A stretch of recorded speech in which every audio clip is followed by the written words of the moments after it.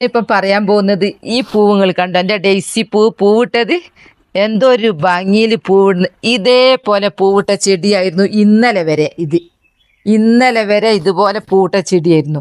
ഇന്ന് രാവിലെ ഞാൻ നനക്കാൻ വന്ന് നോക്കുമ്പോൾ പൂവൊന്നും കാണുന്നില്ല. എന്തെന്ത് സംഭവിച്ച് ഇതിപ്പോൾ എന്താരം വലിച്ചൊരിക്കുണ്ടോ? ഇവിടെ അങ്ങനത്തെ ഒന്നും ഇതുവരെ സംഭവിക്കാത്ത, എനിക്കൊന്നും അറിയുന്നില്ല. എനിക്ക് വേണം വലിയ കാഴ്ചയൊന്നുമില്ല. പിന്നല്ലേ ഞാൻ എൻ്റെ ഇവിടേക്ക് ഒരാൾ ചെടിക്ക് വന്ന് ചെടി ഞാൻ തരാം. അപ്പം ഞാൻ ആ ചെടി നോക്കുമ്പോൾ ഞാൻ അവരോട് വേദന അവതരിപ്പിച്ച് നോക്കുകയല്ലേ. അപ്പം അവരതാ പുഴുന്നാണ് ഞെട്ടിപ്പോയി.